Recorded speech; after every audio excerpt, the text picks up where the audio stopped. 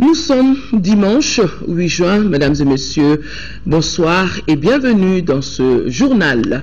Un journal que nous ouvrons avec la visite du président de la République, Ibrahim Boubacar Keïta, en Égypte. La République arabe d'Égypte a investi donc son nouveau président, c'était ce matin. Abdel Fattah Sisi a prêté serment devant la Cour constitutionnelle pour un mandat de 4 ans. Dans son serment, le tout nouveau président s'engage de diriger le pays avec loyauté et cela pour le bonheur de ses compatriotes. Et parmi les invités de marque, Ibrahim Boubacar Keïta. Envoyé spéciaux, Amadou Sankaré, Ibrahima Koulibaly. وأن أرعى مصالح الشعب رعاية كاملة وأن أحافظ على استقلال الوطن ووحدة وسلامة أراضي.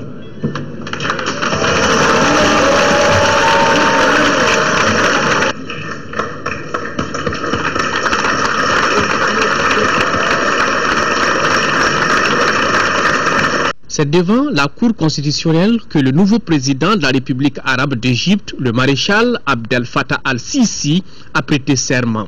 Dans la formule du serment, il jure au nom de la Constitution de diriger le pays avec loyauté, protéger et unifier davantage le peuple égyptien. Après cette cérémonie solennelle d'investiture, le nouveau président égyptien a reçu les différentes délégations, parmi lesquelles celle du Mali, conduite par le président de la République, Ibrahim Boubacar Keïta. Que ce soit la cérémonie d'investiture ou la rencontre avec les chefs d'État, la presse étrangère n'a pas pu accéder à ces deux événements. Elle s'est juste contentée des images des écrans placés ça et là dans la salle de presse.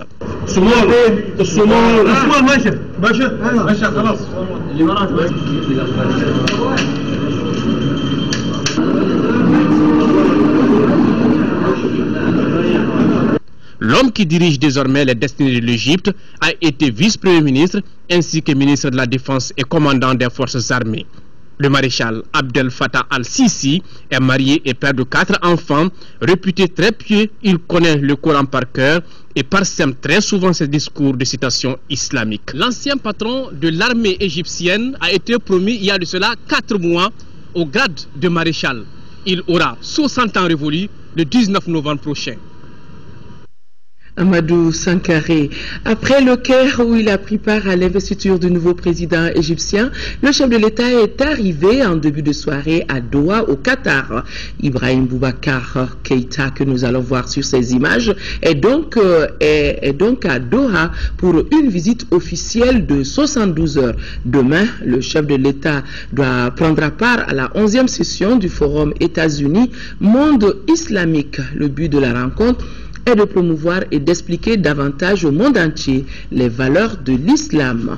Le président de la République est accompagné de certains membres du gouvernement et personnalités du pays. Au cours de son séjour, Ibrahim Boubacar Keïta devra également rencontrer l'émir du Qatar pour un tête-à-tête sur la coopération entre le Mali et le Qatar. Nous reviendrons sur ce périple qatari du président de la République avec nos envoyés spéciaux Ibrahima Traoré et Adama Kamara.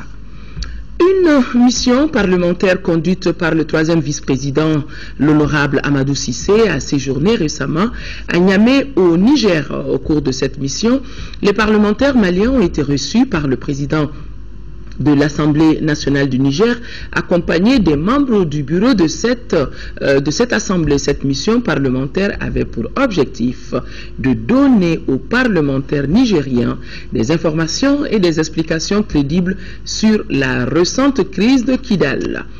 Le président de l'Assemblée nationale du Niger, tout en remerciant les parlementaires maliens sur cette initiative, a aussi rappelé les liens historiques et fraternels qui unissent nos deux pays. L'honorable Amadou Cissé, à la tête d'une délégation en visite au Niger. Le président ici à Bamako, le président de la plateforme des cadres et leaders Kel Tamashek, Mohamed Ahmed Agamani, a rencontré ce matin la presse nationale et internationale. L'objectif était de partager avec les journalistes la vision de l'association pour aboutir à une paix durable dans notre pays. Pour le conférencier, l'important aujourd'hui est d'accélérer le processus de négociation avec les groupes armés et surtout de conclure un accord de défense avec la France. Pour cette conférence de presse était présent Bourama Traoré. Échange direct et sans détour entre le président de la plateforme des cadres et leaders Kel Tamashek et la presse, ce qu'il convient d'appeler les 4 vérités de Mohamed Ahmed Agamani. Première vérité, l'ancien premier ministre balaie des revers de main la singularisation de la crise du nord du Mali. Le conflit est un conflit national. Il faut que les gens se le mettent dans la tête. C'est tous les Maliens qui sont concernés et c'est toute la République, c'est l'unité de la République qui est en cours. Donc ça concerne tous les Maliens. Et quand on envoie de l'armée, c'est tous les Maliens qui se tuent pour défendre les territoires. Pourquoi vous voulez, vous les gens du Nord, vous accaparer le problème du Nord, c'est notre problème? C'est pas vrai, il ne vous appartient pas. Cette partie du territoire ne vous appartient pas. Le paysan de Yélimané ou le paysan de Fourou, il va aujourd'hui à Kidal. Selon la loi malienne, il peut s'installer sans vous demander votre avis parce que c'est pour le Mali. Ça ne appartient pas au chef traditionnel. Deuxième vérité du président de l'association Kel Tamashek, pour qui il est nécessaire et même urgent que le Mali conclue un accord de défense avec la France, condition indispensable selon lui pour rétablir la sécurité et la paix sur l'ensemble du territoire malien. La sécurisation totale, à mon avis, compte tenu de la situation que tout le monde connaît aujourd'hui, passe nécessairement par l'élaboration et l'accélération de la stratégie nécessaire pour diligenter la signature des accords de défense avec la France. Je l'ai dit tout haut, je n'ai absolument aucun complexe à le dire, parce que ça correspond à la réelle politique. Cet acte qui pourra en définitive nous sécuriser et nous permettre de tenir nos conférences, de préparer nos réformes et d'assurer le retour correct des populations. Parce que nous-mêmes, il faut le reconnaître, il faut être humble, nous ne pouvons pas l'assurer. Troisième vérité de Mohamed Ahmed Agamani, certaines actions doivent être rapidement mises en œuvre pour restaurer la confiance entre les pouvoirs publics et les groupes armés, parmi lesquels l'accélération du processus du dialogue intermalien et inclusif. Il est absolument indispensable de s'engager dans des actions qui ne peuvent pas attendre, comme la reprise dans les meilleurs délais du processus de dialogue avec les groupes armés en vue de commencer à les réconcilier avec l'État d'une part et récupérer la confiance des populations, toutes communautés confondues. Quatrième et dernière vérité de l'ancien chef de l'administration malienne, des réformes profondes doivent être engagées pour permettre à notre pays de sortir la tête de l'eau. Le conférencier propose notamment la tenue des états généraux sur la justice, la défense et surtout la révision de notre système démocratique. Et moi j'irai même plus loin. Le politique, à quoi il sert aujourd'hui dans ce pays? Quand dans un pays de 16 millions, 15 millions d'habitants, j'ai 167 partis politiques, et le pays a sombré jusque là où nous sommes, et même en deçà, je ne sais pas à quoi sert la politique, les politiques en ce moment. Les politiques auraient dû prendre les responsabilités et empêcher que le Mali ne tombe à ce niveau. Pourquoi on n'a pas fait? Toutes ces actions n'auront de sens sans une bonne communication, d'où l'invitation du conférencier au pouvoir public à tout mettre en œuvre pour contenir les velléités de certains médias nationaux et internationaux. L'agence de marketing et de publicité KS Identity a organisé la nuit dernière la nuit des investisseurs. C'était hier soir et la cérémonie a été présidée par le Premier ministre Moussa Mara. Cette soirée a pour objectif de donner une plus grande visibilité aux entreprises maliennes. Kadiatou Kone. C'est en prélude au Salon des investisseurs prévu dans notre pays en mai 2015 que l'agence de marketing et de publicité KS Identity a pris cette initiative afin de créer un cadre d'échange et tisser des relations entre les entreprises maliennes. L'objectif premier était de pouvoir regrouper alors en mieux plus d'une centaine de chefs d'entreprise, donc dans le but déjà que ces chefs d'entreprise puissent nouer des partenariats ou consolider des partenariats déjà existants. La crise que notre pays a connue a touché beaucoup de secteurs. Malgré cela, notre pays dispose de plusieurs atouts pour le redémarrage. Le slogan le Mali émergent, j'y crois encore plus aujourd'hui. Et je pense que le gouvernement est en train de prendre toutes les mesures nécessaires pour que ce slogan soit une réalité dans les prochaines années à venir. Tout ce qui a été dit a été bien entendu et je pense que le gouvernement va y apporter des réponses rapidement. Au cours de cette soirée, les invités ont eu droit à une présentation des opportunités d'investissement au Mali et une projection vidéo sur l'économie de notre pays avec des interventions des différents acteurs de développement. KS Identity a saisi cette occasion également pour remettre un tiwara à M. Bakary Nimaga, promoteur d'entreprise, et des diplômes à 10 entreprises qui ont mené des activités remarquables.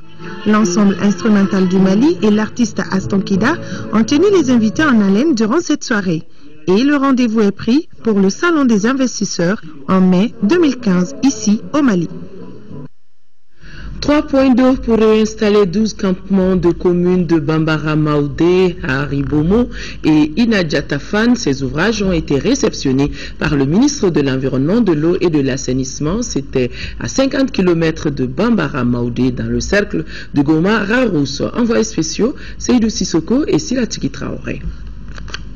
Près de 100 millions de francs CFA, c'est le coût total des ouvrages hydrauliques réalisés par l'ONG américaine World Foundation. Les populations bénéficiaires sont les communes de Bambara Maoudé, Inadjatafan et Haribomo, toutes du cercle de Gourma Raousso. Le ministre de l'Environnement, de l'Eau et de l'Assainissement a procédé ce samedi à la remise officielle des clés des 3 stations d'eau aux maires des communes concernées. Maintenant, c'est vrai que toutes les populations qui sont domiciliées dans l'entour de Banzena, ça va déménager sur cet ouvrage-là, vraiment. Ça, c'est la première chose pour nous.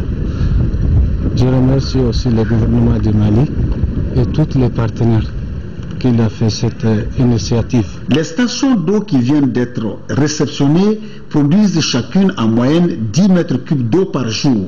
Leur construction relève d'une stratégie de bonne gestion des zones sous-jacentes de la mare de Bazena, une mare qui constitue un enjeu tripartite entre les populations, les bétails et les éléphants du Gourma. En réalisant de tels ouvrages, le second message, c'est qu'on n'en doute pas. Il faut le dire, je le souligne avec force, le premier bénéfice reviendra aux communautés qui sont basées ici, aux abords de la mare, dans le pourtour, d'une façon générale, de cette grande mare de Bazena, et cette mare qui est périodiquement fréquentée par les éléphants. Le deuxième message va consister à demander à ce qu'on bannisse de ces espaces-là la multiplication désordonnée des points d'eau, parce que c'est un facteur de dégradation du milieu. On peut observer un maillage hydraulique assez ouvert, pas du tout serré. Ce qui nous a amené à faire ces fourrages, c'est que les éléphants du Mali sont dans une situation très difficile où les activités humaines contribuent à leur perturbation. Et si on ne fait pas attention, on risque de les perdre un jour. Donc on a fait ces fourrages à la demande des populations pour que ces populations d'éleveurs abandonnent la mare de Banzena et allaient s'installer là où vous avez vu les fourrages. La gestion des 3 points d'eau sera assurée par 3 communes à travers un comité de gestion. Le sous-préfet qui est là, qui est un tampon, qui fera de sorte que ça soit un facteur d'union et une gestion commune, plutôt que ça soit à qui ça appartient et à quel profit qu'il faut le faire. Ils vont s'entendre dans le cadre de l'intercommunalité. Ce qui est sûr, d'avant l'indépendance à aujourd'hui, nous partageons tout, il n'y a jamais eu. Rappelons que 12 campements vont volontairement quitter les emprises de la mare de Bazena au profit des éléphants pour s'installer dans les 3 sites où les points d'eau ont été réalisés. Le ministre de la Santé était hier sur le chantier du centre de santé de référence de Massina, et cela pour constater l'évolution des travaux de l'infrastructure qui va coûter à l'État 1 milliard de francs CFA. Fatoumata Kone. À travers cette visite dans le cercle de Massina, le ministre de la Santé est venu observer l'état d'évolution du chantier du CCRF de la localité. Le centre est bâti sur un espace de 2 hectares en plein centre-ville. Démarré bien avant 2011, après 2 périodes d'arrêt, les travaux du chantier évoluent timidement aujourd'hui. On a constaté qu'il y a de grandes défaillances dans l'exécution de ce marché. Nous avons arrêté de nouvelles mesures. Parmi ces nouvelles mesures, il est prévu que l'entrepreneur nous donne un chronogramme d'achèvement. Il y a eu des promesses de délai, on va finir dans 2 mois, et puis au bout de 2 mois on n'a pas fini, et nous avons décidé qu'il n'y aura plus de promesses sans preuve.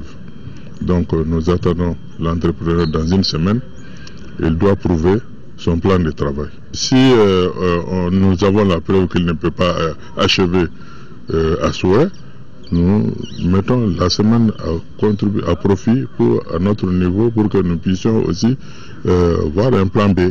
Les visiteurs du jour constatent que beaucoup reste à faire. Il s'agit par exemple de l'aménagement des flux d'eau, de l'installation du matériel sanitaire. L'entrepreneur promet de respecter les nouvelles instructions du maître d'ouvrage. Les gros œuvres sont finis totalement. Il ne reste que l'aménagement et quelques appareils comme les flux médicaux avec lesquels il n'y a pas de problème. Les populations s'impatientent pour plusieurs raisons. On a été obligé d'aménager des différents locaux pour pouvoir abriter les différentes structures de la santé, telles que la maternité à part, la santé générale à part, l'administration sanitaire à part. Tout ça là, ça demande un dérangement, c'est un autre problème pour les populations. Le centre de santé de Massina doit recevoir les patients des 11 communes du cercle.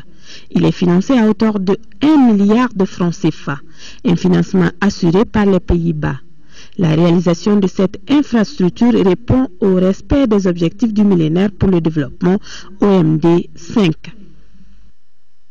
150 millions de francs CFA, c'est le coût total de la réalisation de 6 salles de classe équipées et un terrain de sport à Diado dans la zone du complexe agro-industriel Modibo Okeita. Ces infrastructures traduisent le partenariat fécond entre le complexe agro-industriel de Sanamamdougou et les populations riveraines du projet. Fousseni Samake que nous retrouvons.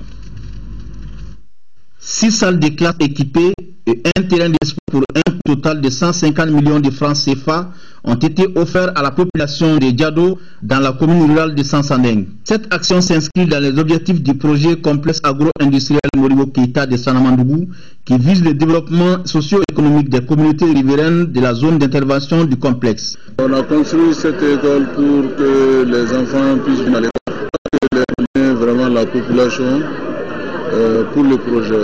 Et puis d'autre part aussi, on a d'autres visions encore de CESCOM et puis de donner vraiment de l'électricité aussi également aux différents villages. En coupant le ruban symbolique, les bénéficiaires et autorités ont apprécié cette contribution du complexe agro-industriel et assurent que tout sera mis en œuvre pour entretenir ces partenariats. Je demeure convaincu que tout sera mis en œuvre pour assurer sa fonctionnalité et sa durabilité.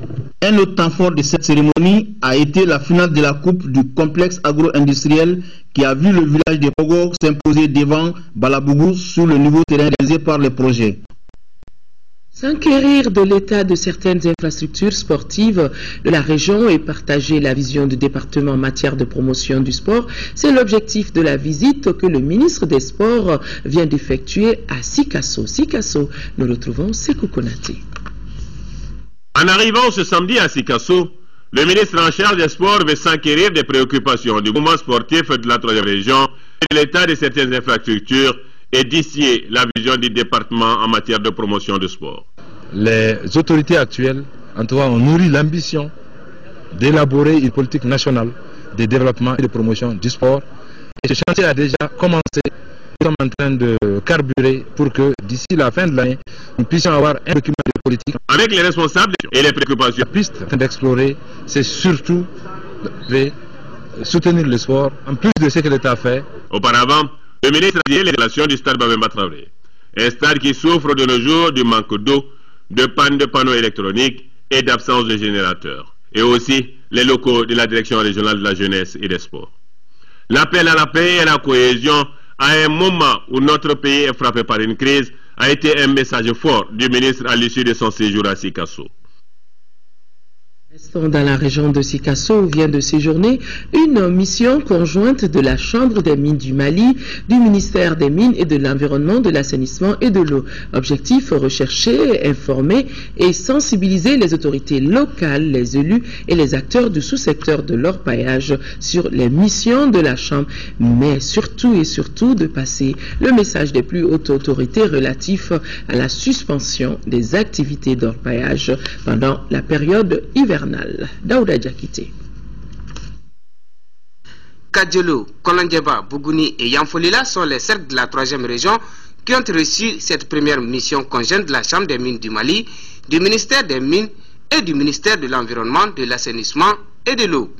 Nous avons pensé que c'est une nécessité absolue que la Chambre entreprenne une mission pour venir d'abord expliquer aux autorités la raison de la création de la Chambre, et après nos autorités élargir évidemment cette mission au niveau de nos acteurs principaux, qui sont les orpailleurs.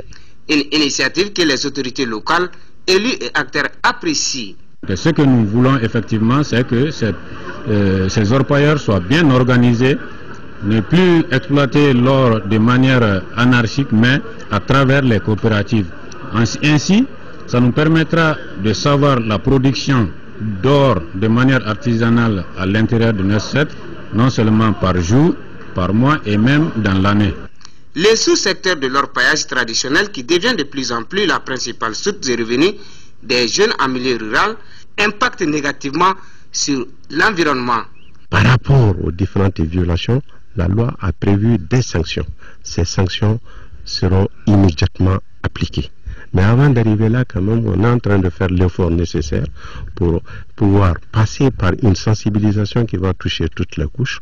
Partout où la délégation s'est rendue, elle a échangé avec les autorités locales et les acteurs sous-secteurs de la vision de la Chambre des mines et du gouvernement relative à l'organisation et à l'application des mesures réglementaires pour la gestion efficiente du sous-secteur de l'orpaillage.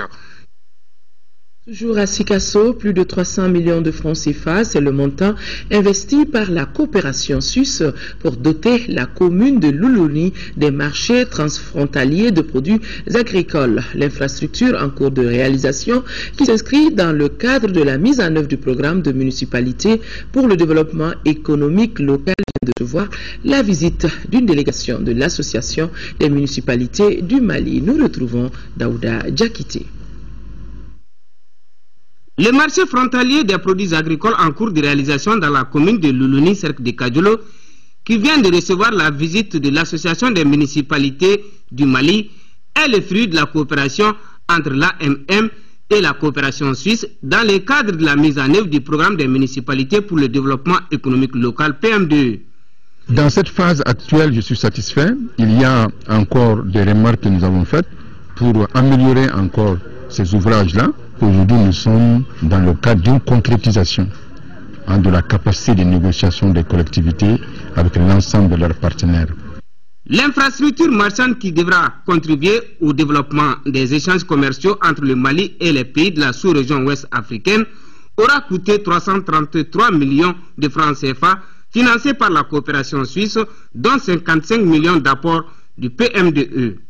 Le projet consistait à la construction de 44 hangars, de 2 blocs de 6 magasins, 4 blocs de 6 boutiques au marché de Loulouni ainsi que les voies d'accès, les blocs de latrines qui sont prévus aussi par rapport au même projet. À la date d'aujourd'hui, il y a 2 entreprises sur 3 qui sont prêtes pour la réception provisoire.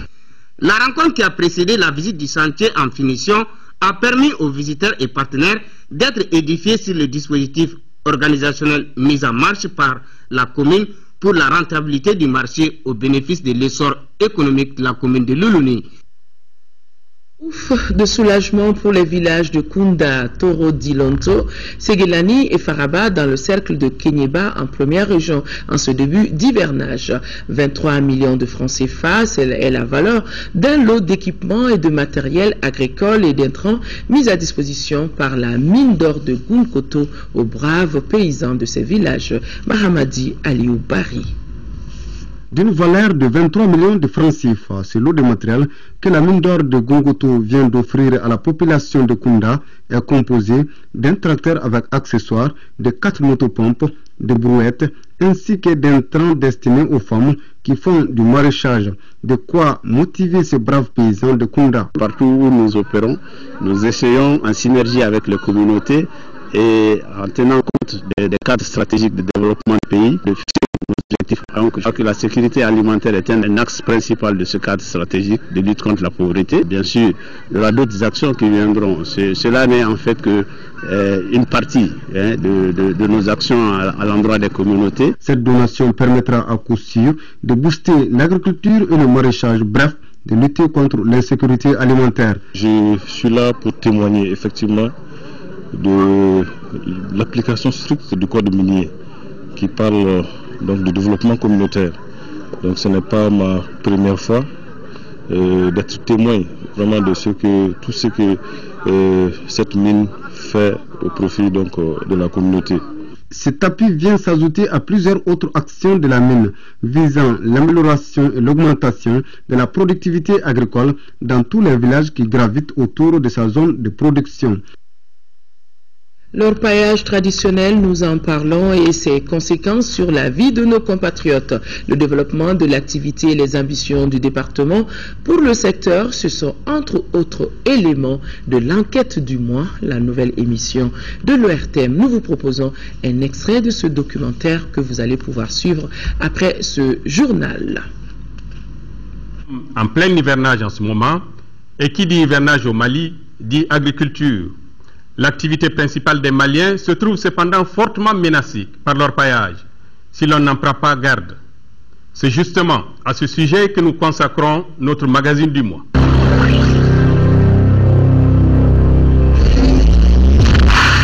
Première impression du visiteur, l'or est invisible. D'ailleurs, la plupart de nos interlocuteurs espèrent encore tomber sur quelques résidus d'or, malgré quelques années passées sur les placers. Ici, on vit d'espoir. L'espoir de tomber un jour sur le gros lot. En 10 ans, le phénomène a pris de l'ampleur dans notre pays. Avant, l'exploitation minière artisanale qu'on appelle l'orpaillage était assez rudimentaire. Aujourd'hui, en termes d'orpailleurs, les quantités ont changé, et les méthodes ont changé, les techniques ont changé, avec certaines conséquences sur notre environnement, des conséquences sur la santé, sur l'hygiène, et donc il faut mieux contrôler ce secteur-là. J'étais enseignant. Et j'ai démissionné pour venir au placer pour être orpailleur.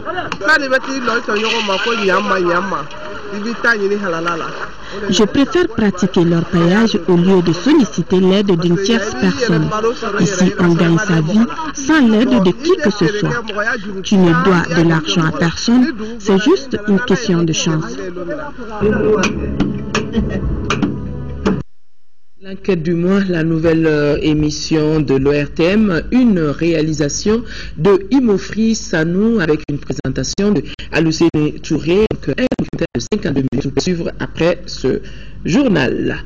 Je vous le disais dans les titres, l'éducation pour tous ne sera jamais atteinte avec seulement l'éducation formelle, celle qui se déroule à l'école. Que deviendront alors les couches déscolarisées et non scolarisées du Mali sans les centres d'apprentissage fonctionnel appelés Balikou Kalan en Bamanankan, les centres d'éducation pour le développement et les centres d'apprentissage féminin ou GAFé?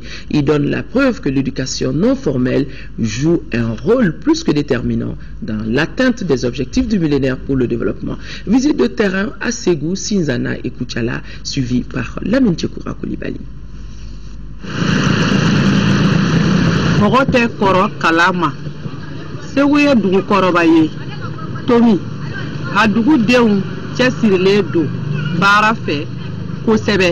Le progrès ne vaut que s'il est partagé par tous. On pourrait reprendre ce slogan en y changeant quelques passages et dire que l'éducation ne vaut que si tout le monde y a accès. C'est cela d'ailleurs la vocation de l'éducation non formelle, celle qui se déroule en dehors des structures traditionnelles d'éducation et qui concerne les couches déscolarisées et non scolarisées. Nous ne pourrons jamais atteindre l'éducation pour tous avec seulement l'école formelle. Dans les centres d'alphabétisation fonctionnelle destinés à accueillir les adultes, les cours se déroulent l'après-midi, sous un grand arbre, un hangar, dans une construction, souvent dans des salles construites en banco et quelques rares fois en ciment.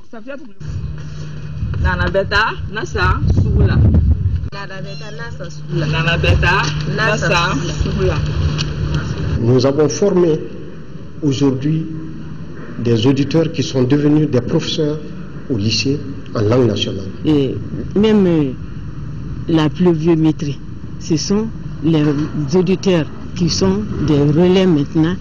Ils ont des instruments pour mesurer tout ça là. L'honorable Sédou Koulibaly est député à l'Assemblée nationale.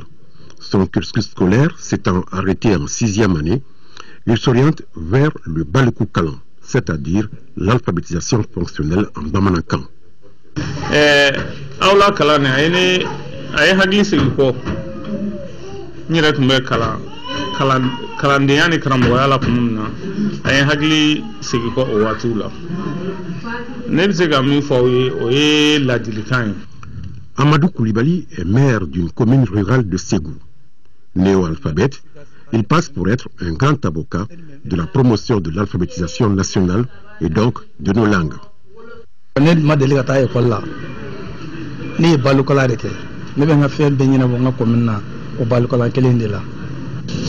avons mesuré l'impact réel du centre sur l'économie locale. Les néo-alphabètes sont en train petit à petit d'intégrer le système.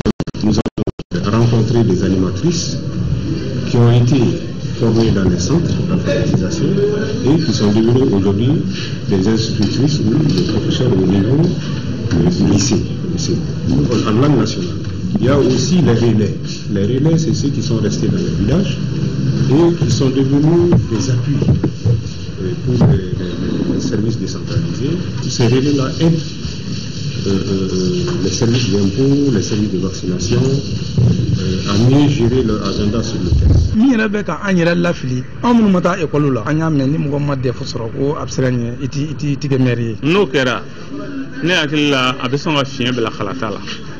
Mɔgɔ si tɛ assemblée kɔnɔ ni mɔgɔ min y'a ka campagne kɛ ni tubabukan ye n'i y'a fɔ ko député bɛ suganti mɔgɔ kalandenw cɛla kalan ni danaya tɛ kelen ye. Au contraire, nous estimons qu'aujourd'hui, tous ceux qui sont élus ou qui veulent être élus et être au service du peuple, ils doivent d'abord et avant tout apprendre la langue dans laquelle ils vont communiquer avec le peuple. Le Mali a anticipé sur les objectifs du millénaire pour le développement. L'éducation pour tous est une quête permanente depuis l'indépendance. Cette option s'est renforcée au fil des politiques et programmes d'éducation nationale. De l'intervention directe de l'État et des organismes de développement rural au départ, on est arrivé aujourd'hui au faire-faire, stratégie qui fait intervenir les ONG et associations appelées opérateurs. Ils interviennent dans la création, l'ouverture et l'animation des centres d'alphabétisation fonctionnelle sous la tutelle des collectivités. L'éducation de base est confiée aux collectivités. On voudrait que, au moins, que les collectivités là arrivent à construire des centres pour les communautés. Et même s'il faut les équiper. Les collectivités jouent leur rôle. Et au niveau de la mairie, vous savez que les mairies sont sollicitées dans beaucoup de domaines. On a suffisamment de problèmes. On a suffisamment de problèmes d'éducation. Il y a les écoles, les premiers cycles, les seconds cycles, les maternelles, et même les CED et les centres d'alphabétisation.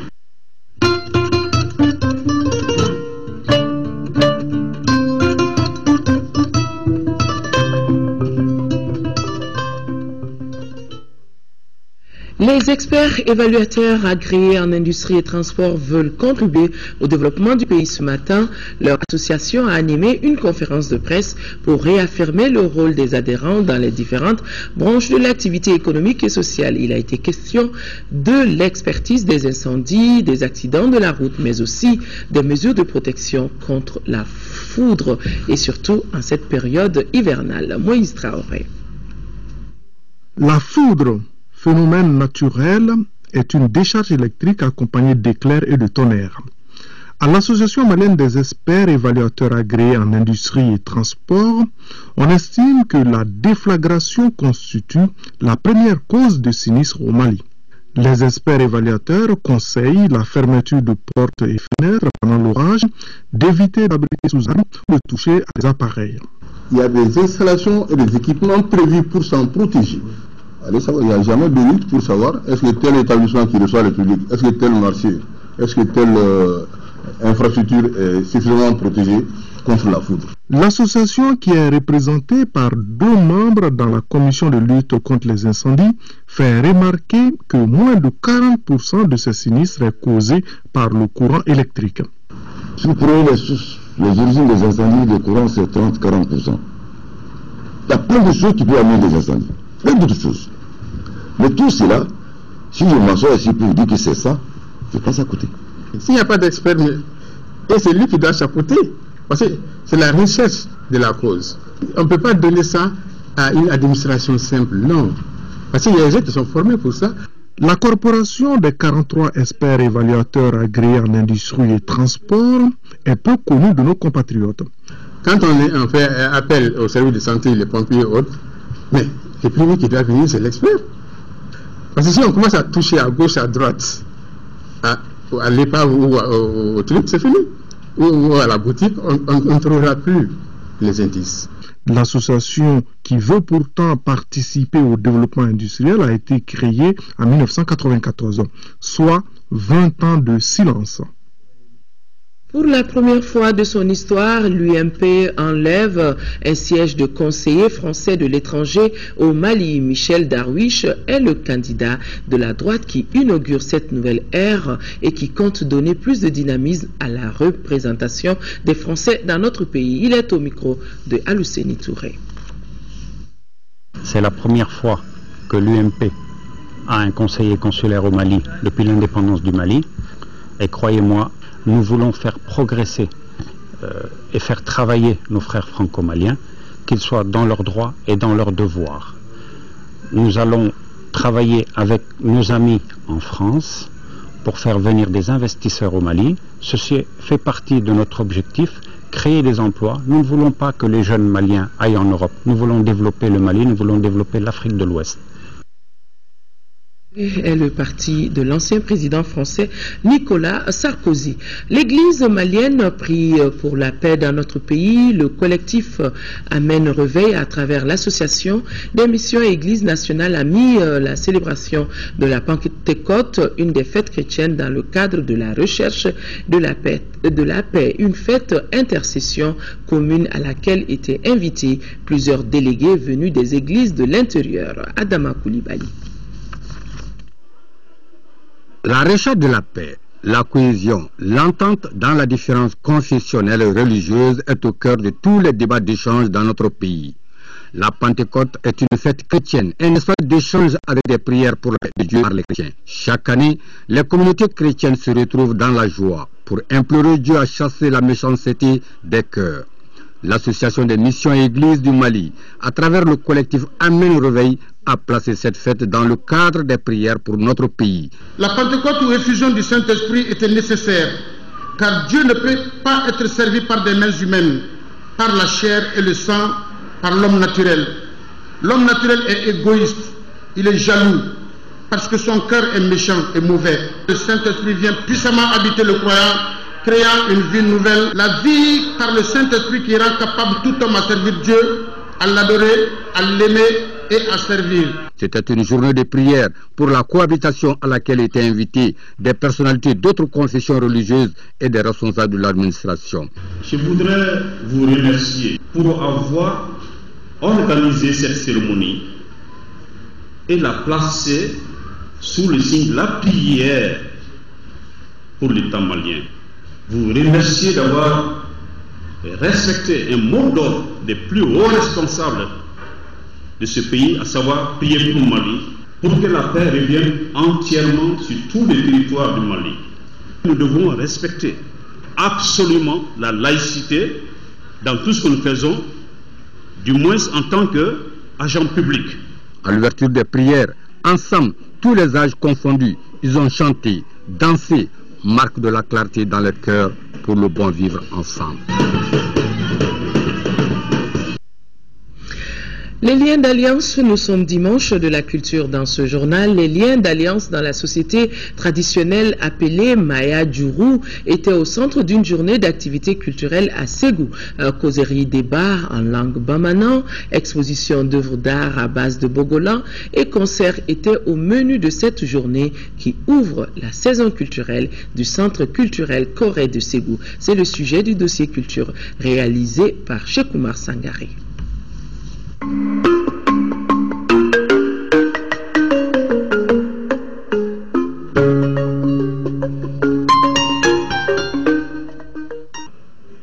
En décomposant le mot Maya Djourou, on a Maya ou la sociabilité et Djourou la corde. Le Maya Djourou évoque les liens d'alliance dans la société traditionnelle malienne. Le Maya Djourou se résume aux valeurs telles que l'estime, l'entente, l'entraide, la solidarité, gage d'une cohésion et d'une paix sociale durable. Le Maya Djourou était le thème central des activités de la journée consacrée au lancement de la saison culturelle de la Fondation Festival sur le Niger. La matinée a été marquée par le traditionnel café littéraire appelé Corée Baro. Le Corée Baro est une activité d'éducation artistique culturelle organisée par l'Institut Corée, au cours duquel le centre invite chaque mois un Karamogo, une personne de ressources. Ce matin, par exemple, on a eu l'occasion d'écouter 2 Karamogos sur le thème du Maya Djourou, une valeur essentielle de notre société traditionnelle. Donc, le public cible du Corée Baro est les étudiants, les élèves, la population locale, les enseignants. Le thème Maya Djourou est d'une importance capitale eu égard à la déperdition actuelle de nos valeurs sociétales. Parler de Maya Djourou, c'est-à-dire Balmaya, Sindiya, Sinangouya et plein de trucs. Donc là, ça va avertir les jeunes. Maya Djourou, en fait, c'est le lien sacré des parentés qui existent entre les gens. Et ces liens qui nous différencient des animaux, il faut l'adopter. Et ce sont ces différents liens qui font qu'il y a une parfaite entente d'entraide mutuelle, la compréhension entre les citoyens au sein d'une communauté et au sein de la famille. Également, la journée a été marquée par le vernissage d'une exposition d'œuvres d'art sur le même thème. La technique utilisée est le bogolan, la teinture traditionnelle avec sa beauté ancestrale. Ça c'est bogolan sur bois et le thème c'est le cousinage. C'est cousine et le cousin qui est là. Voilà la cousine. Donc chaque année on a une tradition. Donc chaque année la cousine prend le balai, il va chez le cousin, il va balayer sa maison. Tous les tableaux ont leur spécificité et tous les tableaux que j'ai vus vraiment retracent la culture de notre pays. D'abord le Sinangouya qui est là. Et on sait que dans l'année, il y a quand même un mois qui est dédié à ça. Les cousines vont voir les cousins pour leur saluer. Et des fois, on donne de l'argent, des fois, on donne des habits. Je crois que la culture, c'est le soubassement de notre pays. Et les artistes ont voulu vraiment immortaliser ces œuvres. Et vraiment, c'est encouragé. Cette journée culturelle a été sanctionnée par un concert géant animé par l'orchestre coréen.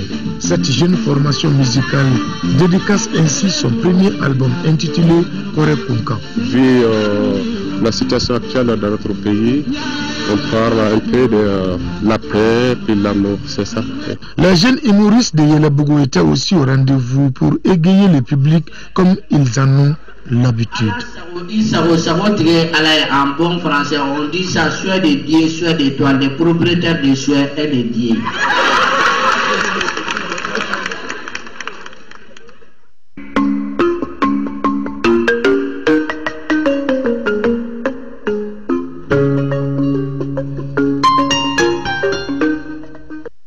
Voilà, autre rendez-vous après ce journal, ça va porter sur question d'actualité, une émission consacrée ce soir à la prise en charge de la fistule. Émission dirigée par Mariam C. et ses invités vous parleront justement de cette maladie visible chez les femmes. Voilà, merci d'avoir suivi ce journal. Demain 10h, 13h, Amara Malé Diallo. Et pour les éditions du soir, vous avez rendez-vous avec Aïssata Ibrahim Meiga.